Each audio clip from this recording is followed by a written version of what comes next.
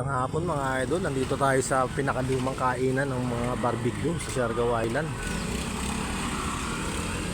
Ito yung Kanto Tapar Street Food. Ito yung kainan ng mga street food. Ito daw yung pinakalumang kainan ng street food dito, Kanto Tapar. Bumili yung aking asawa ng isaw ng manok.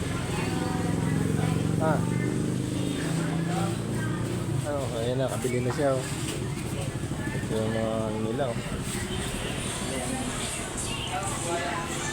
Ito yung Kanto Tapar, pinakalumang kainan ng street food sa mga barbecue.